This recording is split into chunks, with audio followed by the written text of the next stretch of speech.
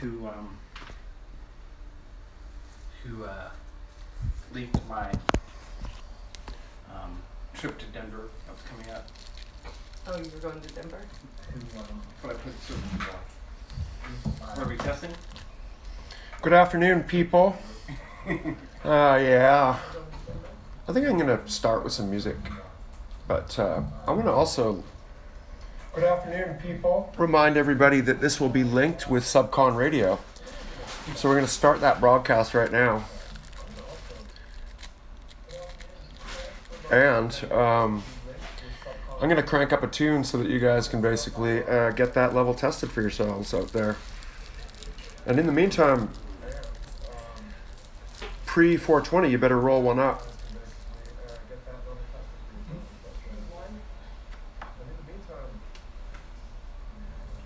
Pre-420, you better roll one up.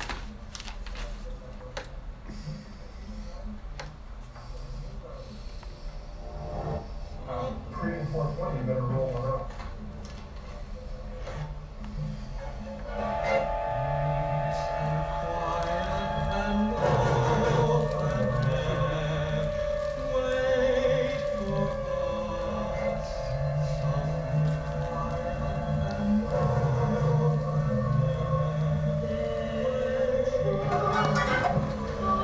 Good afternoon. Are you out there?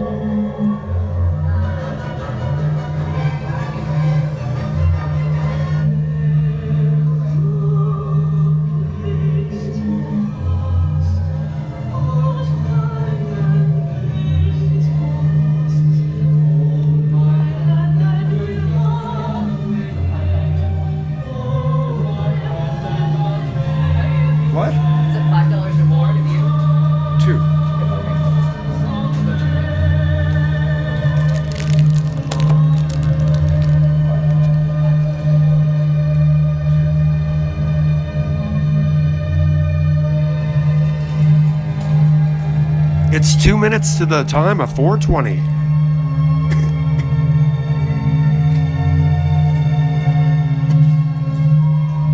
It's 2 minutes to the time of 4:20. Good afternoon, Dre. Good afternoon, Connie. Good afternoon, Dre. Good afternoon, Connie. And today we've got Fisherman with us. Hey, Fish. He's chilling out. And today we've got Fisherman with us. Fish, got anything to say? Hey, Fish. Hey, Fish. He's chilling out. Got anything to say? Come here and say hi. Do you know that Fish should seriously have his own live show? Got anything to say? Come here and say hi. Get it, Fish. Say hi. He likes one of you out there. I don't know which one of you it is, but he likes one of you. Get it, Fish. Say hi. He likes one of you out there. I don't know which one of you it is, but he likes one of you. Hi, Rihanna. Ladies and gentlemen, the lovely Rihanna.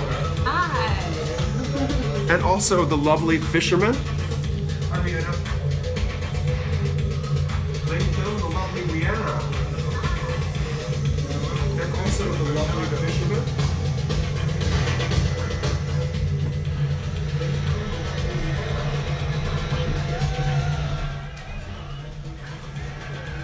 So just to make things easier, I'm going to take over talking on the live cast. And the music, oh, did you hear the alarm? Dre's got the alarm there.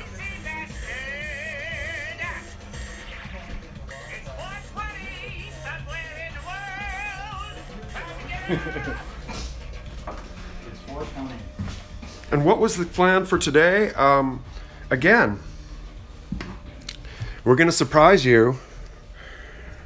In the record room today, we've got the story of inspiration as brought to you by like old farts like us.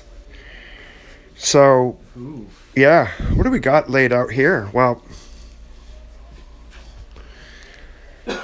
it's an entire history. So most people would start with the first records that they ever bought, don't you think, Dre? Yeah. Do you remember the first record that you ever bought? Yep. It was Tom Petty's Damn the Torpedoes. Tom Petty's Damn the Torpedoes. Yep. My first record I ever bought, I happened to own. I Now- still own mine too. Yeah, same. From back So in the the 80s. first record I ever bought is this one right here.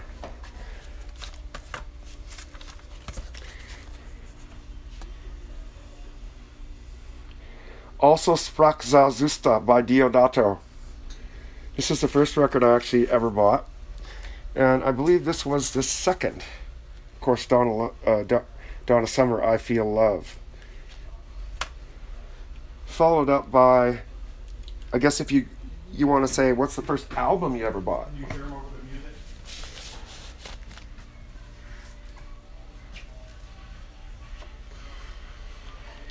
So I'll just let you get a fine balance here, because on the live stream you're going to be able to hear me, and if you turn up Subcon radio on another window or whatever, you can adjust the own level of the music to your own liking.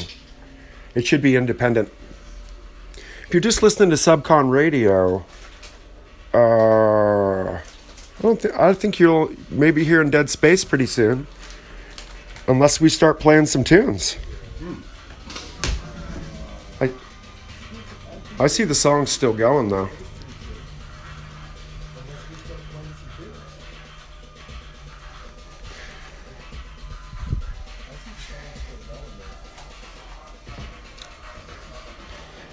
So those of you who have just joined us, it is a simulcast on Subcon Radio. Follow the link in the description and join us for a bowl.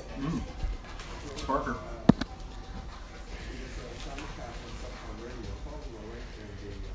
We can look at some more kaiju while you're sparking.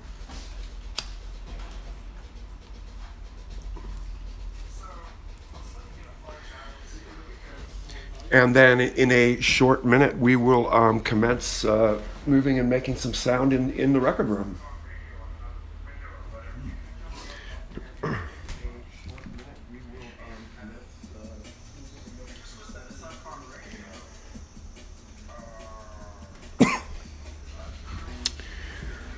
Okay, so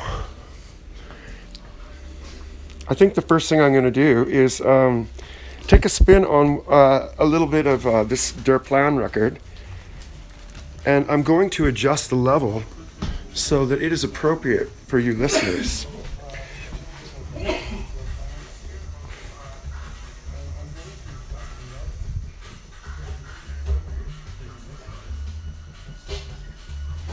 Here we go.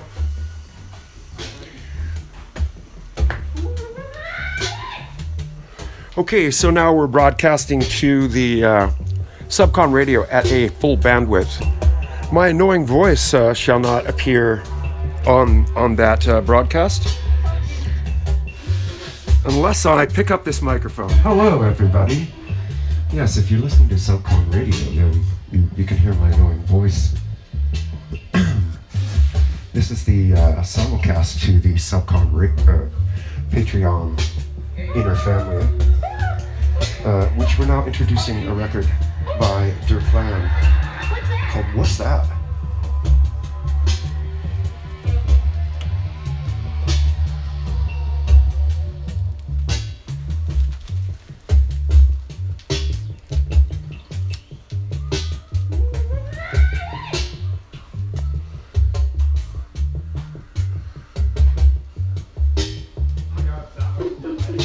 Hello, Oscar Ramirez.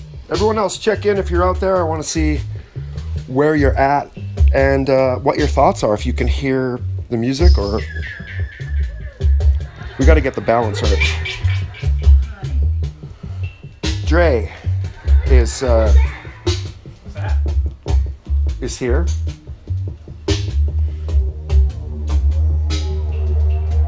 Sure.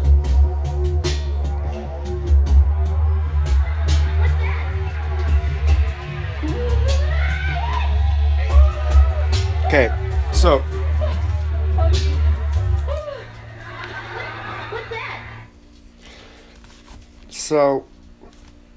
this pile is kind of known as the origins of industrial pile. So what I would call the origins of industrial.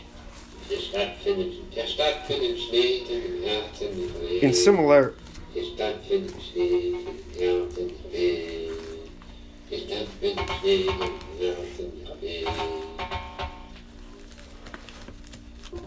Actually, it all starts with the Elephant Table album.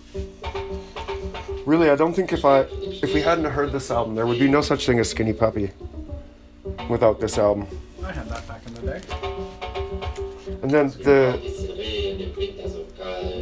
Elephant Table helped it spread with Benny Gesserit. And hang on one sec.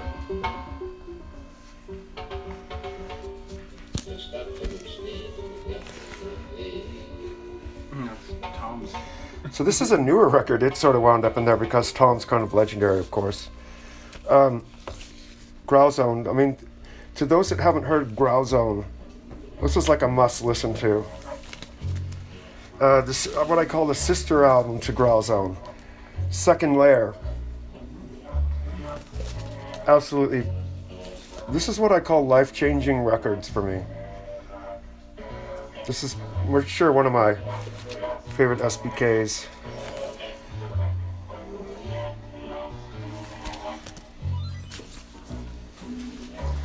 It's funny because some of these letters, or some of these records actually have letters and correspondence that we did. So look at the date on that letter. That's not 89, that's 84.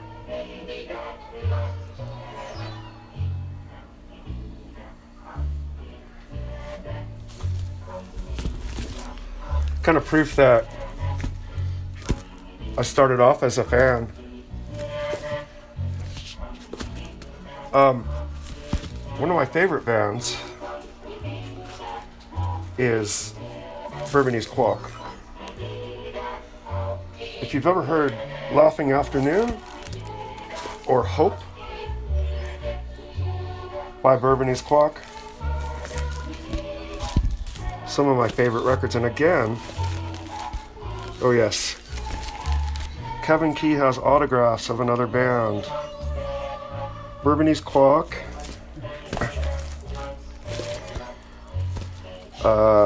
Actually, what other autographs do we have? Oh, there's other autographs around. Look. Robert Smith and Lawrence Tolhurst on a copy of Faith. Or, let's see. Oh yeah. Killing an Arab, Robert Lawrence. Boys Don't Cry, Robert Lawrence. I Just Need Simon, Robert Lawrence, Jumping Someone Else's Train. A Forest not signed. I think I have Hanging Garden signed. Because B-Movie Nowhere Girl, people have to understand kind of The Cure at one time, was, I don't know. In my estimation, they were, I don't want to say better than they are now, but they were better than they are now. I mean, they're still the same band in some ways, but, the trio was the band. I mean, it's the same with Pill. This is the original ticket stub of the first time I saw them when I was 19, but you had to be 21 to get into the show because it was in Seattle. So I was taking the chance of going all the way down to Seattle and seeing these guys, and then maybe not even getting in. But the funny thing is to still have the ticket stub. There it is.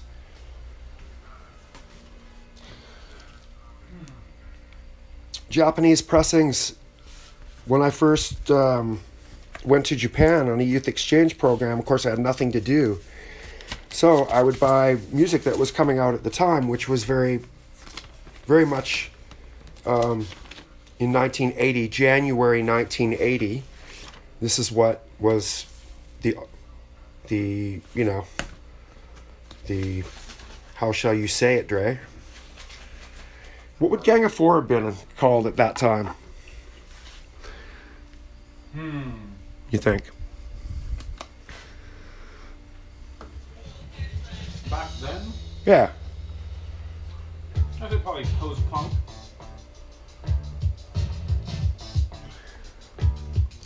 So the first time I heard Gang of Four, I think it was like I was listening to still rock music like Kiss. And then one of my friends, Steve, played me this album. Actually, no, he played me their first single, and then this came after. Yeah, my neighbor played me this. My next door neighbor played me this record. Yeah. And then the Songs of the Free EP with Man in Uniform. But yeah, this was my The first record on the thing is Der Plan, Jerry Reggae, and this is an absolute must listen to record. That's why it's at the front of the row. Certain records are at the front of the row for a reason of how good they are. It kind of reminded me of a German Residence because they were just so weird. Every record by Absolutely, them I was think, really and just no disrespect weird. to the Residents, but you'll find a lot of Der Plan albums here, but you won't find a lot of Residents albums in my collection. I know they're in your collection. Yeah, I have quite a few Residence LPs. Anyone ever heard of P164? Oh yeah. Curran Halftrow? So, yeah, exactly. Exclamation mark, exclamation mark. I remember the one night that I met Kirk Hammett from Metallica. He's just like this very nice guy, actually. And I wanted to play him something that would change his life, possibly. So I played him this at a very prime moment.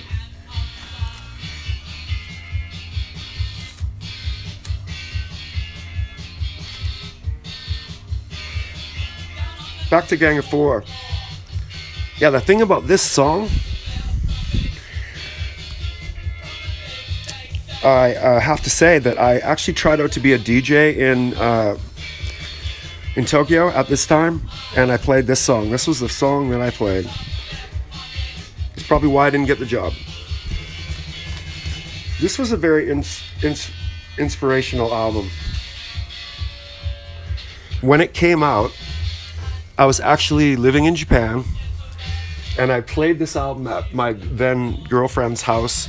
Was like a Japanese girl living in the suburbs, and I put this album on their stereo, and I couldn't start to explain what was coming out of the speakers. I must say at that time it was a life-changing album. Still a fantastic album. Who wasn't into the Sex Pistols?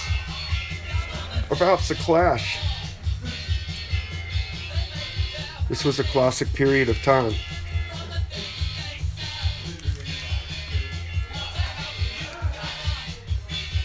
Now, as you go deeper down the pill, the public image sort of road, I find like absolute classics stick out. Say, for instance, for me, Memories. This is probably one of my favorite songs I ever did. And recently, this was an interesting story. I didn't think this record existed, and I actually used to have bets with my record friends that this record actually didn't exist. And then all of a sudden on Discogs, which has to be one of the greatest sites on earth, it showed up. The 12-inch of Death Disco. Of course we all have the 7-inch of Death Disco, but not the 12-inch. I was just blown away, so I got it. So the 12-inch of these two, to me, is the essential public image. You kind of have to have it.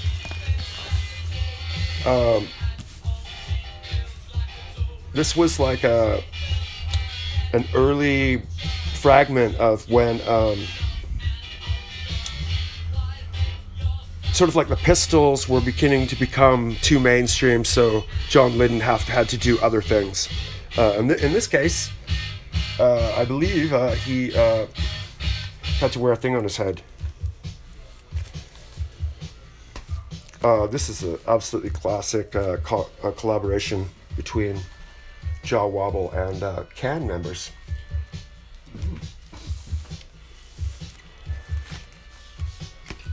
This is a certain time period that I think was certainly hugely inspirational to me. Seems to be going into the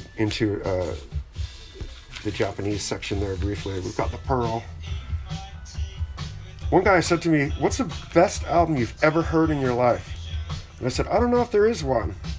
And then he said, "I have one. Have you ever heard the Pearl?" And at that time I hadn't heard it, so then I listened to it and I had to agree with him that it's an absolutely fabulous record. Cluster. Hey, Plateau, I've heard about them.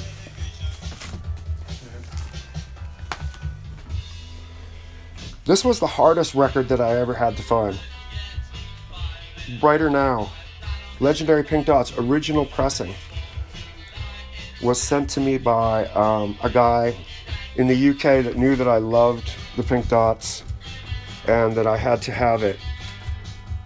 Don't be fooled, the re-release looks like this. The original, you can see the difference. That's the one I have. Which one? The one on the far right. Yeah, it's always good to check. In Phase Records, 1982. Easily one of their best albums, I think. Can you throw that on? Fade that out and put it on.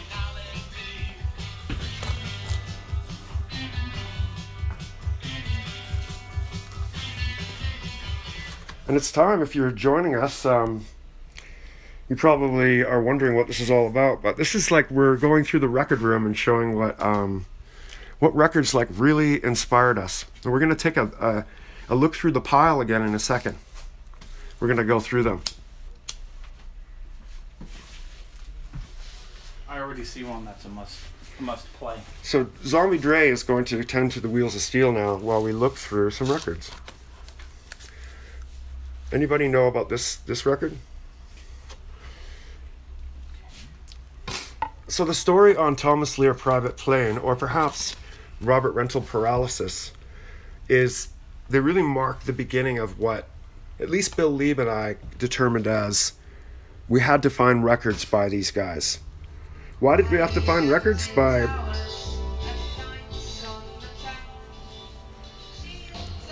Why did we have to find records by these guys? It's all as a part of this record. Go back over here. The bridge. Anybody out there know about this record? Mm-hmm. If you've got experience with this record, please chime in and tell us what you think. Anyhow, Thomas Lear, Robert Rental.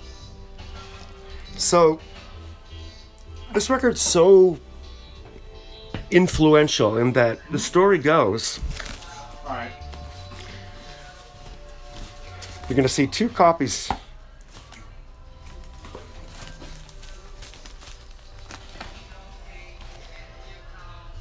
Sorry about the shaky camera, everyone. You're going to see two copies over here.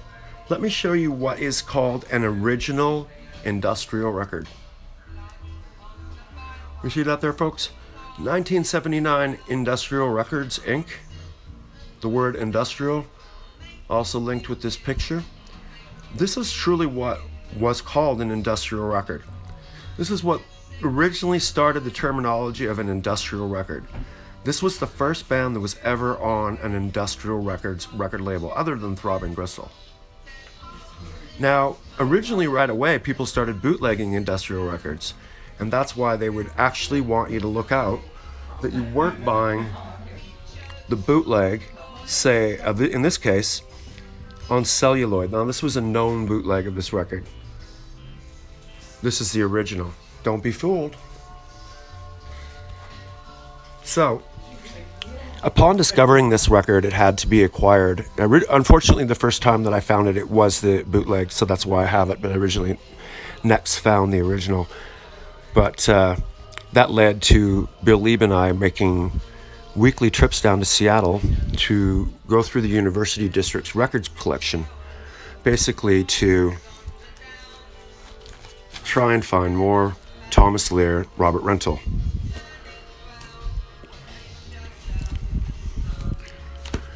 We've already gone through that pile. Now this pile is the psychedelic pile. Also, it's kind of like headed off by the legendary Brain Ticket. I think you'll find several records in here that are Brain Ticket based, and then it goes to Faust, White Noise, sort of like the more eccentric psychedelic direction. The easier way to look through this pile is for me to grab a little bit of these, put these back. Yes. Brain Ticket, Celestial Ocean. Faust, you ever heard of Faust? The White Noise, Brain Ticket, Faust, Noi. How's about this record? Noi, also hugely inspirational. It's the remnants of Kraftwerk. After Kraftwerk used to be a 5-piece band, then these guys became a fragment, and it's a drummer, guitar player combination. How about Joyride? Faust. I mean, you can't not touch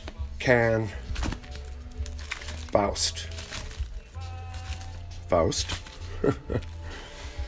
Silver Apples.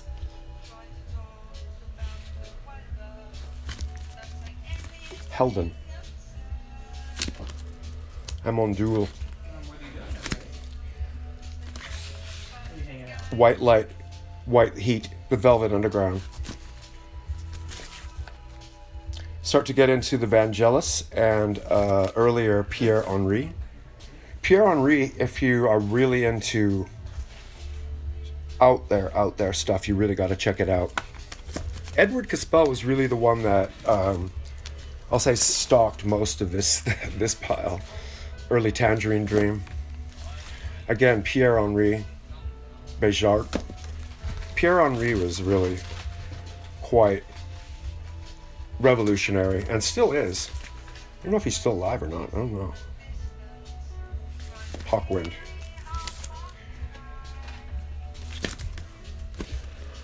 It gets still Silver Apples of the Moon, Morton Subotnick. Actually, we just saw that performed recently. Quite interesting. What did you think about that, Connie? Did you think that was pretty good?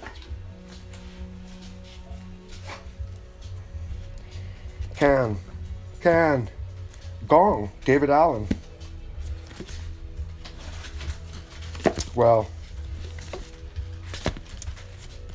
United States of America.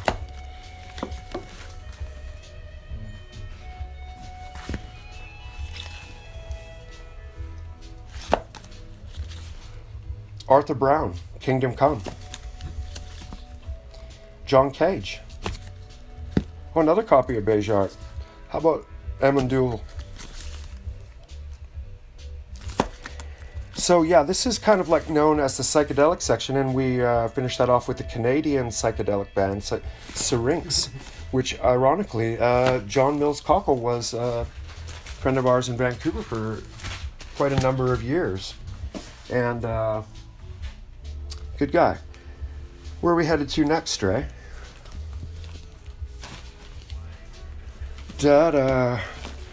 This pile here, I believe you could say,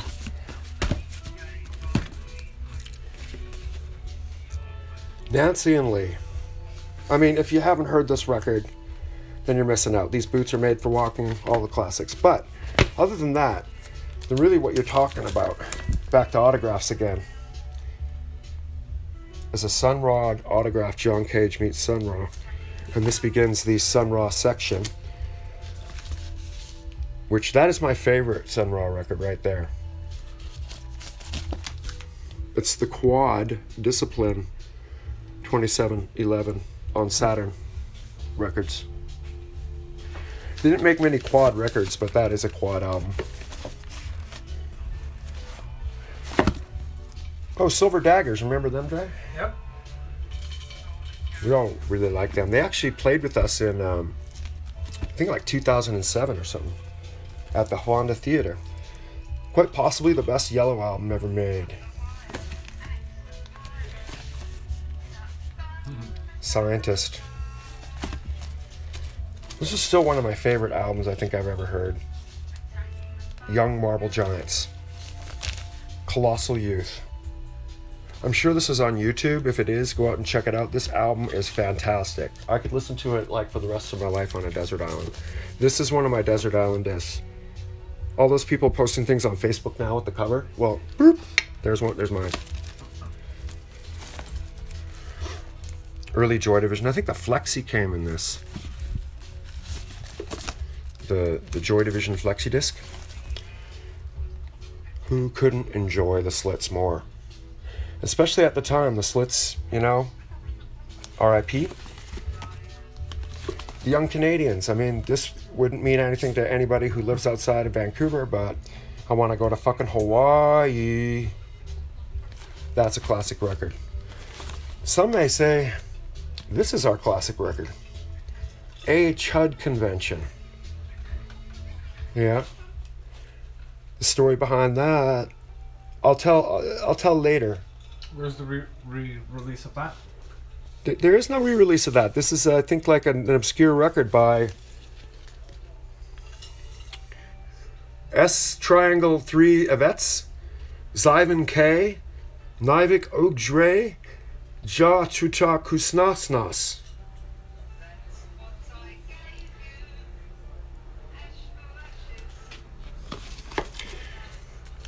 Yes, we are now listening on Subcon Radio to the original Brighter Now.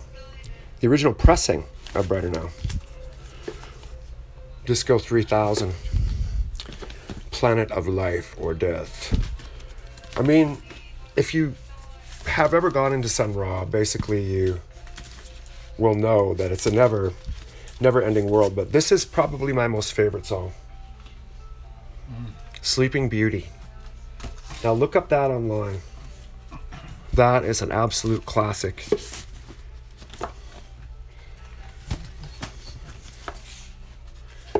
It just keeps going and going. Sun Ra, Sun Ra, Sun Ra, Sun Ra, Sun Ra, Sun Ra, Sun Ra.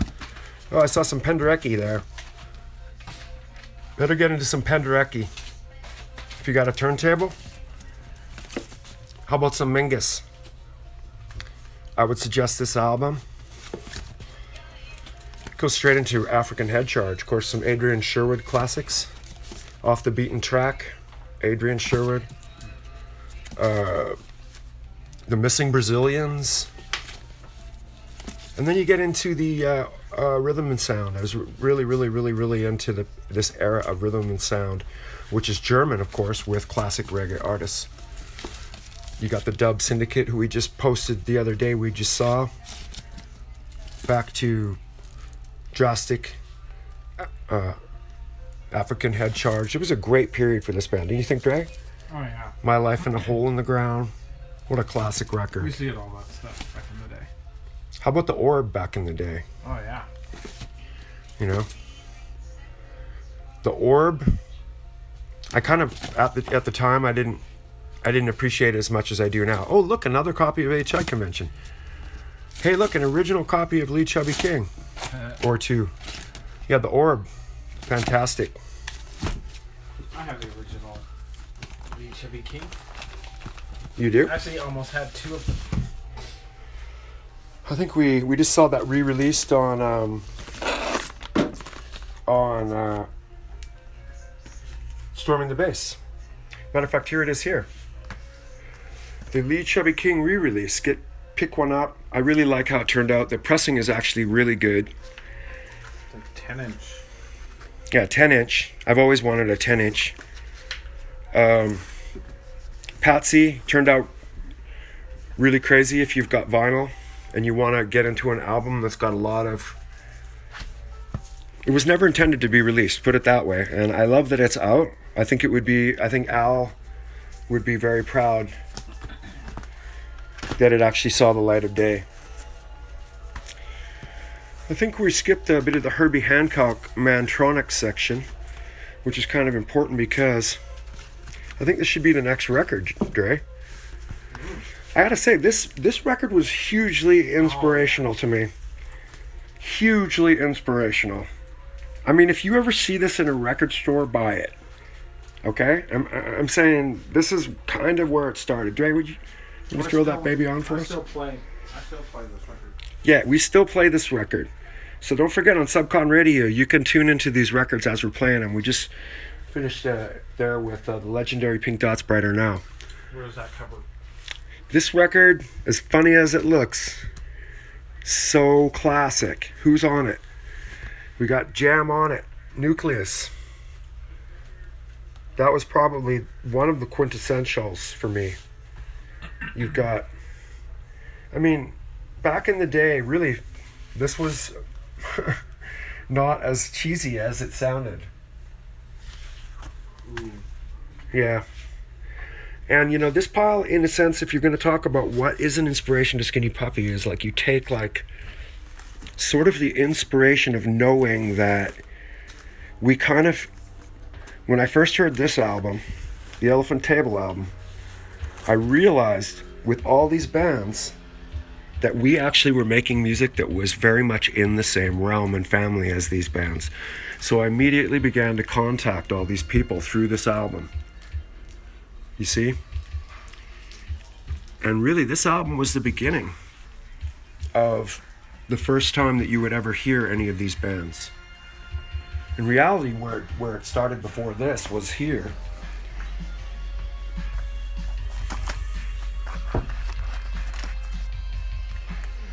Come with us, come with us. Rising from the Vault, from the Red Sand.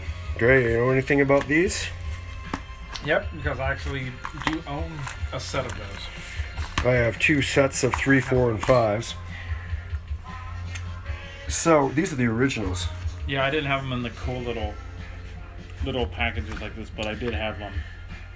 So back in the day, this was it. This was the first time, as far as I knew, that I ever saw a release that was like concentrated to what I called what at the time was called the Wild Planet scene. Dave Henderson coined it in Sounds magazine at that time.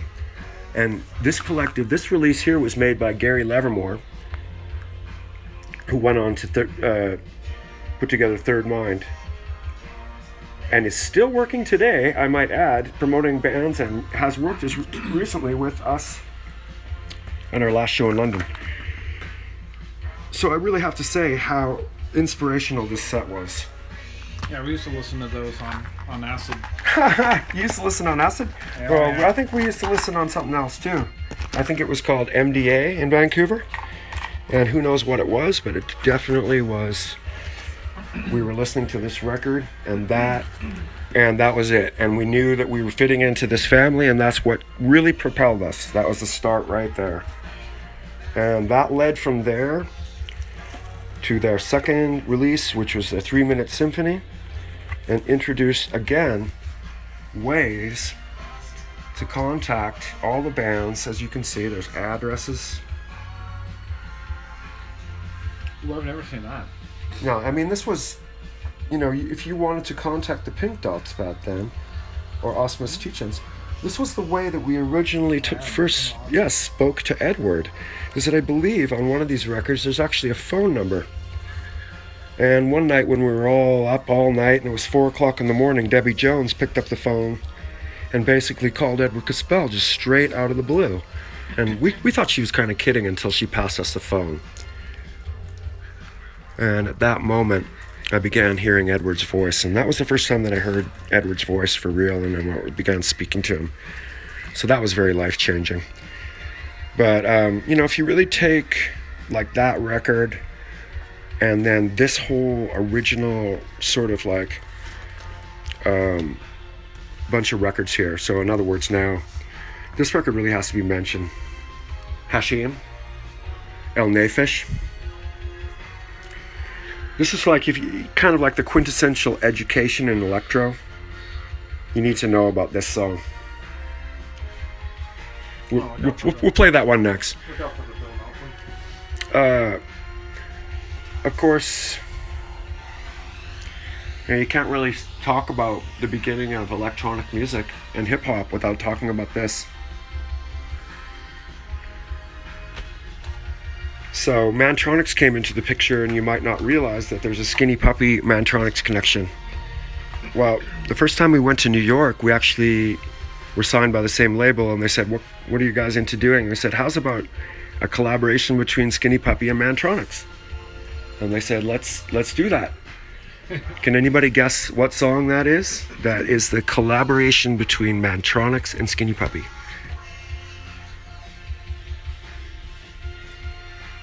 The answer, Stairs and Flowers. Schoolie D, how about that? Throwing some Schoolie D in there. Hey man, it goes all the way back. I had a jean jacket that had the logo on it. Honestly, I had the logo on my jean jacket. I admit it. When I was 13 years old, I had the logo. I had this thing on my back, and I had the ELP logo. I don't think it's in this one. Hey, this is a, you know, at the time, this was an interesting album to listen to. I think that in reality, this album was better. Possibly, Edgar Winter's Frankenstein is possibly one of the coolest songs ever still. Hey, how about one of Dwayne's original albums? Voice.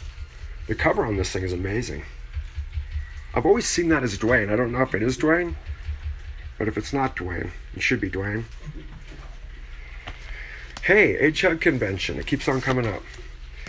I think this is the, if you've ever known that there's a 12-inch of White Widow, kind of like, I think the strangest thing we ever released. There it is, folks. Subconscious 001.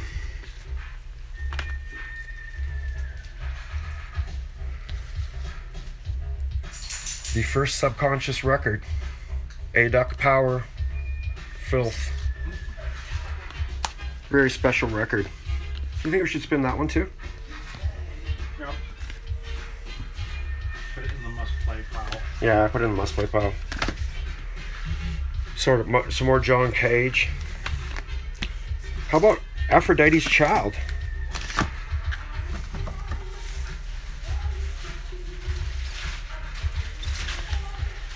Ron Geeson. Captain Beefheart. That one's heavy rotation. How about Freshly Wrapped Candies? A lot of people have never heard of them, but they actually toured up in Vancouver a couple times, and I saw them also in LA, and they did this very loop-oriented avant-garde show for the day. You ever heard of them? No. Okay. But there's a really cool video on that Captain Beefheart. Oh yeah? Yeah, it's like maybe 8 or 9 minutes, and it's, yeah, that's an essential record for difficult listening. Yeah, absolutely. Yeah. Well, I talk about difficult listening. I mean, this is really the quintessential record, isn't it? But to me, I always thought that this is one of his best albums.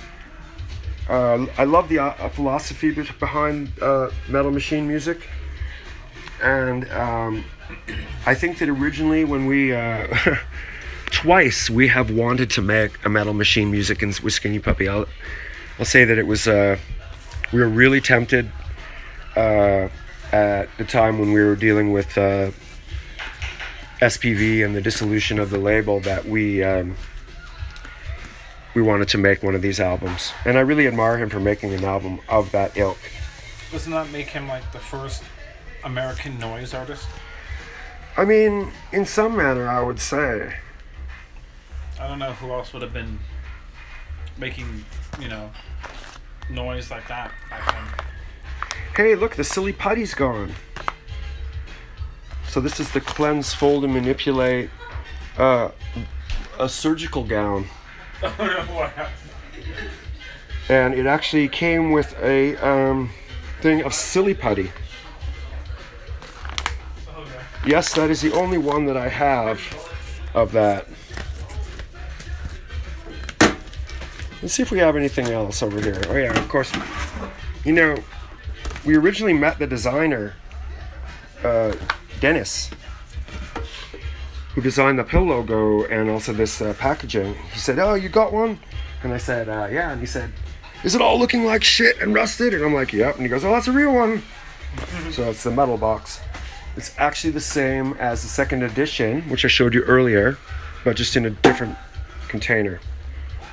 At one time, you know, you really had to talk about the Throbbing Gristle box set, because it was like the sort of like thing that you had to get. I had a little bit, some extras though. I have that on CD. The 2 box sets on the CD. Live at the Death Factory '79, but of course the flash picture disc. But so this was like, you know, kind of legendary at the time. You would kind of like have to have the box set. Oh, let's see if anyone knows about that. Notice something different? Notice something different about this cover? There's actually 2 things different. Oh yeah, what's the other thing? Well, it's in black and white. Oh yeah, of course. And then the second thing is it's the original picture with the dead body, Yeah, the body. which was taken out. Yeah, taken off the original. Fabulous, you know, big 5 album. I won't go through all of it. Is that put out by the Gray Area? Who put this out? Check it.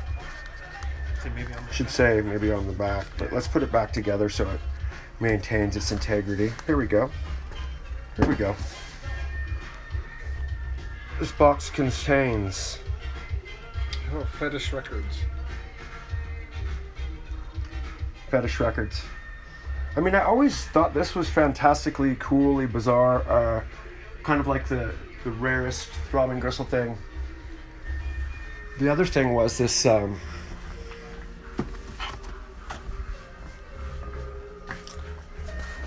this thing was one of the most crazy things that I ever saw back then when I started getting into this whole sort of thing. It was called the Sex and Bestiality International Report. But essentially what it is Deform organized this.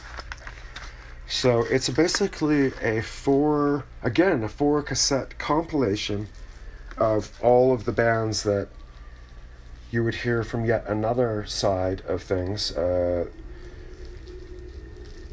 Sort of like again, you see common names showing up. Mersbow, but it was like a heavier compilation. But it was very, very, very inspirational. I mean, right at the beginning, we thought like almost like we were too light in comparison to these records that you're looking at now. Like way too light. Nurse with Wound. Nurse with Wound. Nurse with Wound. Soliloquy for Lilith. The Liebach Baptism box set. I mean, I was a big fan of Liebach at that period for sure. Yeah, that's classic. Test Department, Beating the Retreat box set. I have that. I can't even stress how awesome this record is. Yeah. It's so inspirational. There was also a videotape out by Sony, and then they finally put it out on DVD, which is amazing. So the thing I really love about this is, actually I saw this tour in 1980. This is a box set of the live shows that Gary Newman did in 1979 and 1980. Sort of like at the time when he was like the most famous. And it was amazing. And to just kind of know the guy now kind of really blows my mind. I love Gary Newman. He's such an awesome guy. Very, very modest guy, I have to say. The Chrome box. Oh yeah, that's another classic. See, at the time, this is like one of the very few like super hard underground records that you could find, that you could get. And then, like of course, modern psychedelia. Yeah, of course, Crass.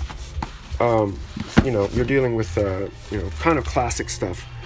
I really have to say, this whole section here really is all legendary Pink Dots and Edward Caspell. I think it's every Pink Dots record that you can imagine, but was show that one. it's like the original in phase releases of the Pink Dots. So yeah, you've got the pink. That's a great collection. The pink box. Kind of easy to find on CD if you need it. It's a good one. Greetings 9. I don't think you'd have. There's basically every record that you can think of. 4-in-1. That's one of my favorite records that they ever did because they're like right in their infancy. I really think that's one of the first records. Wow. But as far as Pink, the legendary Pink Dots is probably one of the most inspirational bands for me that I have ever heard. This set has a story. This is the original set. So one day I was sitting at home in about 1983, and this arrived in my mailbox. And it was sent to me by the same guy, that loving guy who worked at Rough Trade named Nigel, who sent me all the rare stuff when he would find it. And this is called the Chemical Play School, Volume 3 and 4. Here it is. Quintessential legendary Pink Dots. I then found Chemical Play School Volume 1 and 2, which I think even Edward was surprised. And the greatest thing of all was the story here. So this is 1 and 2, 3 and 4 in this one, which is probably, I think, my rarest Pink Dots thing. But out of all the things I have in the thing, that's the most rare, actually. Hang on, I can't get this out of here. I don't want to damage it either. Okay, so the guys that used to run this record label called Ding Dong Disc heard that I was like this huge legendary Pink Dots fan, and they had heard the Remission EP, which we had just released, and they were trying to get us to release it on their label. And so they sent me this cassette from them, but they also got it autographed. So I was like, oh my god. So this is like the first first communication I ever had with any of them. Patrick Q. Pags. An autograph from April. Do you really think that's pretty? I think that's kind of considered rare. Hand-drawn thing. I showed this to Patrick when he was here recently, and he gave me this. To the coolest guy over the rainbow, Patrick. He wanted me to include it with the package for future listens and future reference. So it's very sweet of him. What you gonna play next there? We've got some Dead Air on Subcon Radio. Hashim. Yes, thank you for listening to Subcon Radio at the moment. We got more coming up. This is to coordinate with Zombie Dre's spinning, which is on one turntable. Roll it away, Mr. Dre. Let people. Oh no! Can they ask if it's too quiet?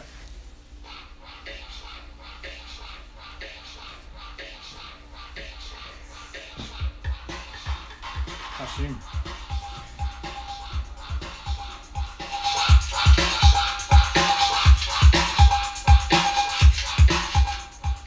So I won't interfere with the Subcon radio signal. I'll just start playing Hashim because in a second you'll see how it could be inspirational. Again, let's look through more of the 7 inches. Anybody know about the camouflage sleeve? Of course, these are the Throbbing Gristle original 7 inches. Of course, the Robert Rental name keeps coming up. Anything with Robert Rental and Thomas Lear. That was our original collecting point. SBK. You'll notice that it's on Industrial Records. One thing you'll notice here is this is again Industrial Records number 3. So when people are making reference to Industrial Records, you know, that's essentially what they're talking about. Goes back into the cab section. Nag, nag, nag. Seconds Too Late. Silent Command.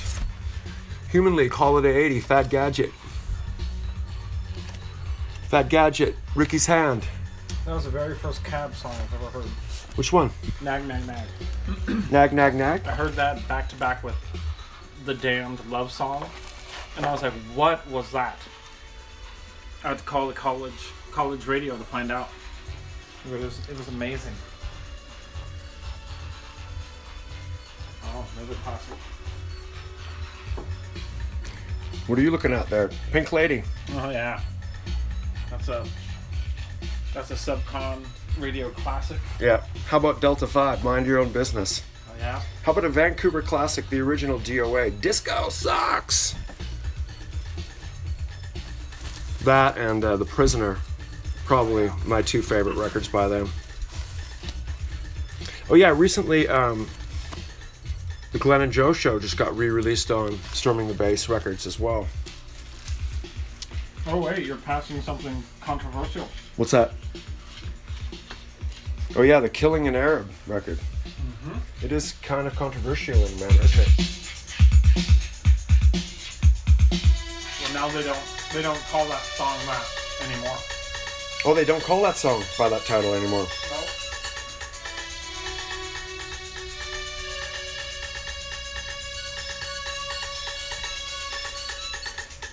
Well, folks, with that, I have to say, it's been a pleasure showing you what we consider to be the inspirational records. I hope you were able to simulcast it okay with Subcon Radio. Until then,